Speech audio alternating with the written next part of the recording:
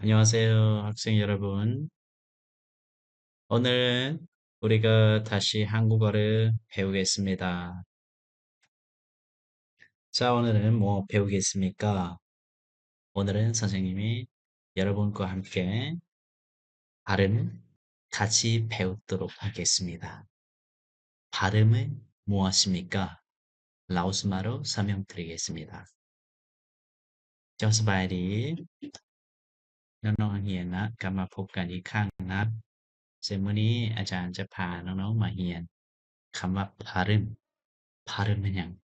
발음은การออกเสียงนะการออกเสียงในภาษาเกาหลีมันจะมีหลาย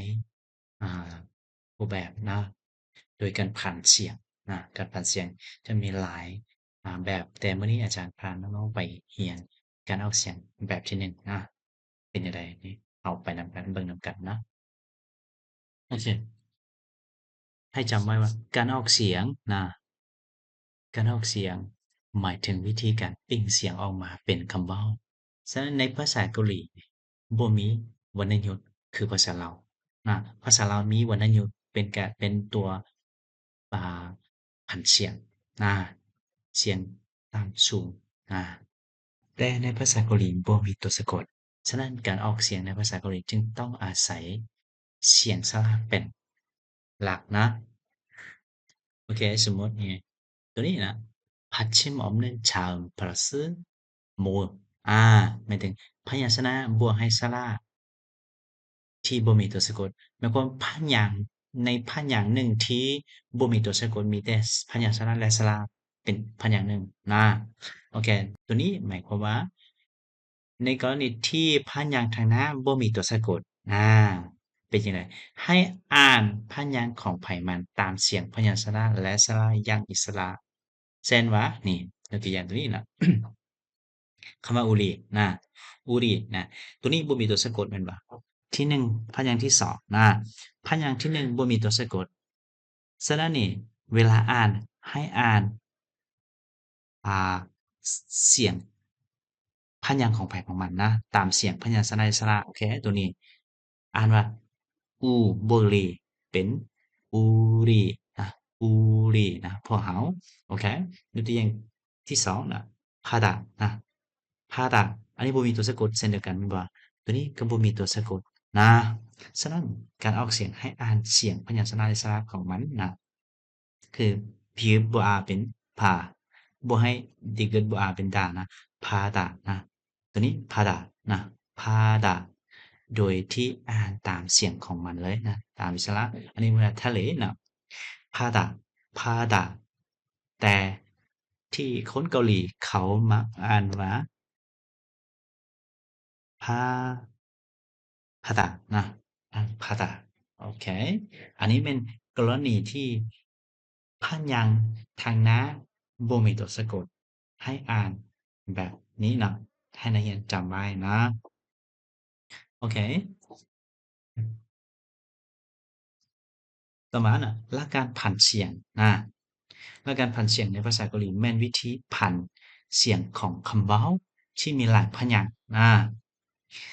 โดยผันเสียงตัวสะกดของพยัญชนะไปแทนที่ตัวแกนของพยัญชนะตัวข้างหลังในเวลาที่ตัวแกนของพยัญชนะตัวข้างหลังเคลื่อนต้นด้วยเสียงสระเป็นต้น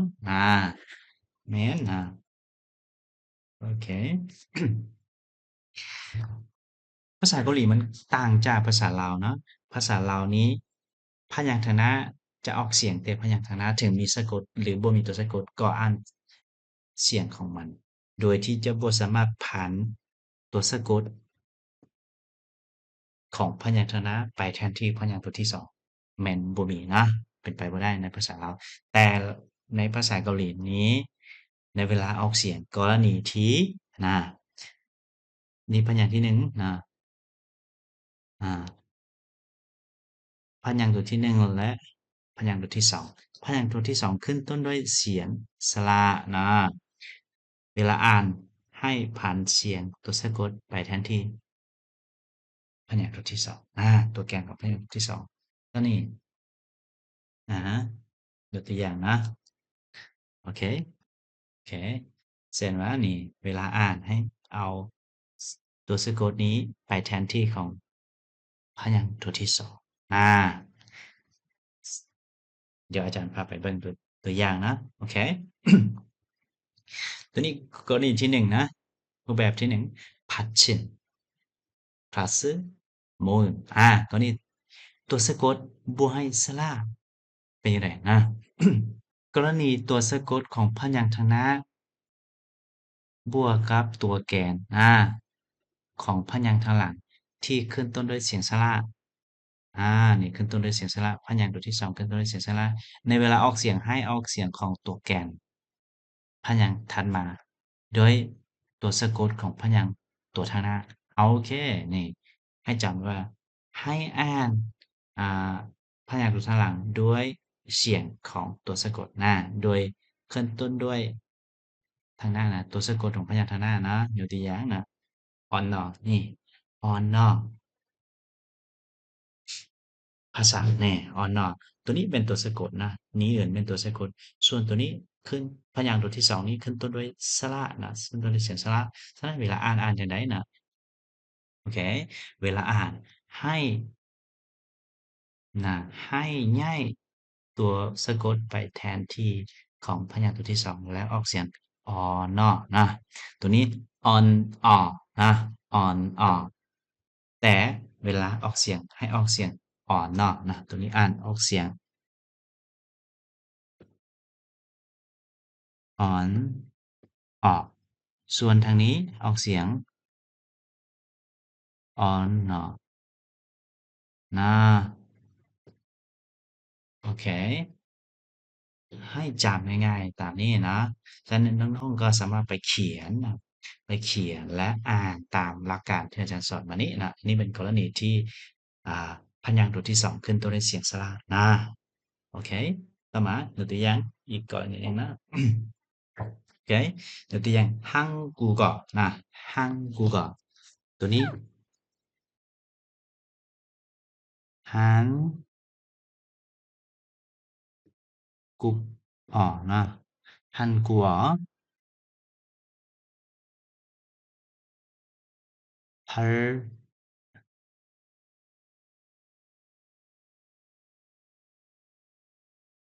발음นะฮังกูก็발음นะแต่เวลาอ่านจังไดนะเวลาอ่านนะให้อ่าน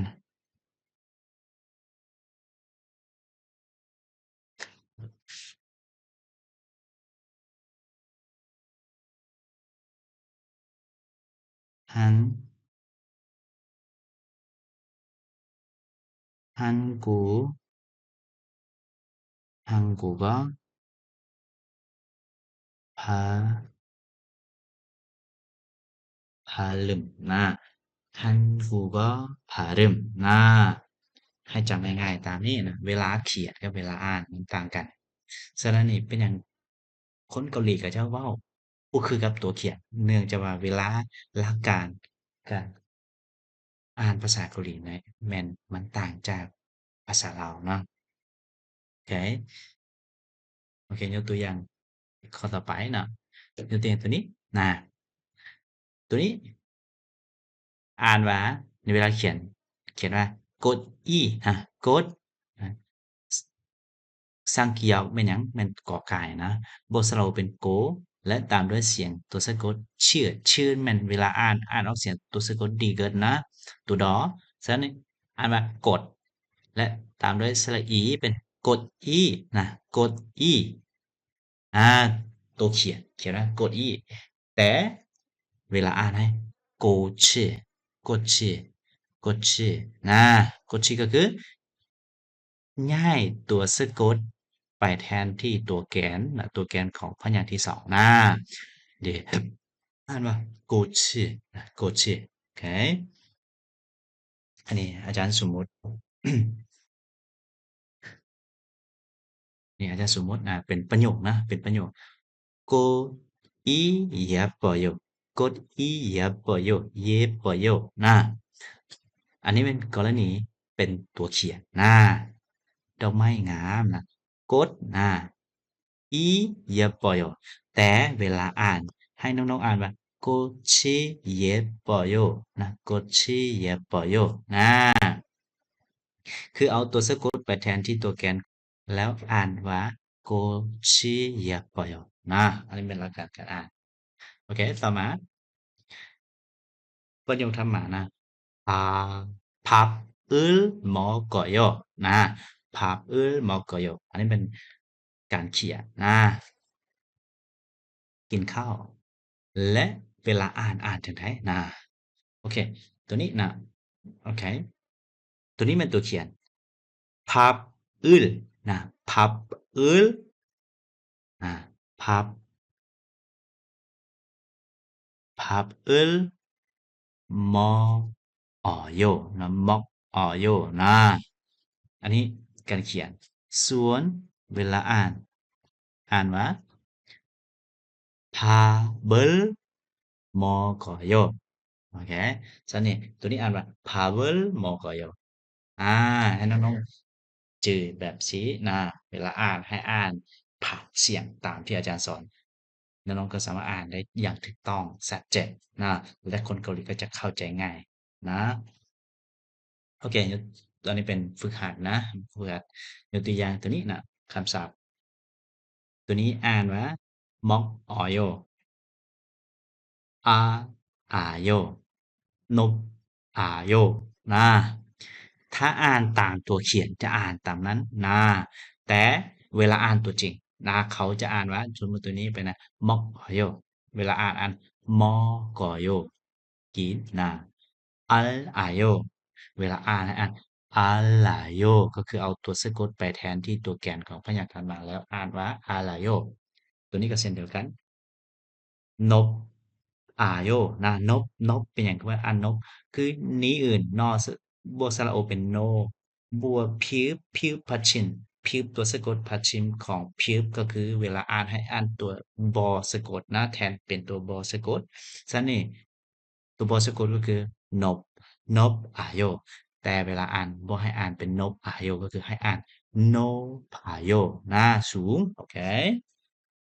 โอเคยกตัวอย่างอีกกรณีต่อไปนะเป็นกรณีพยางค์ทางหน้ามีตัวสะกดชื่ออื่นนะตัวสะกดชื่ออื่นและตามด้วยพยางค์ทางหลังที่ขึ้นต้นด้วยเสียงสระอามันเป็นจั่งใดเวลาอ่านให้ตัดตัวสะกดชื่ออื่นออกไปนะเช่นว่านี่ตัวนี้เนี่ย 좋아요 นะชดถาเป็นคำกรรมะดีนะและเวลาเราเขียนเป็นคำเว้านะเป็น 좋아요 มักนะคำว่ามักนะเวลาอ่านเขาบอกว่าให้ตัดตัวสะกดชื่ออื่นออกไปนะแล้วอ่านว่า 좋아요 อันนี้좋아요 좋아요 นะเวลาอ่าน 좋아요 นะ 좋아요 โอเคเดี๋ยวอาจารย์บังอ่านอีกตัวหนึ่งนะ 좋아요 좋아요 นะ not อาโยนะบ่ให้อ่าน not อาโยนะให้อ่าน no อาโยหวังโอเคต่อมาโอเคเจ้าขอบใจหลายๆนะมื้อนี้อาจารย์พาน้องๆมาเรียนฮอดส่ำนี้นะก็คือถ้าไผยังบ่เข้าใจให้กลับไปเบิ่งคืนนะส่วนผู้ที่เข้าใจแล้วให้เขียนนะให้เขียนตามหลักการที่อาจารย์ได้สอนไปแล้วนี้นะแล้วน้องๆก็จะสามารถเขียนได้อย่างถูกต้องและอ่านออกเสียงได้อย่างชัดเจนนะเจ้าขอบใจหลายๆนะ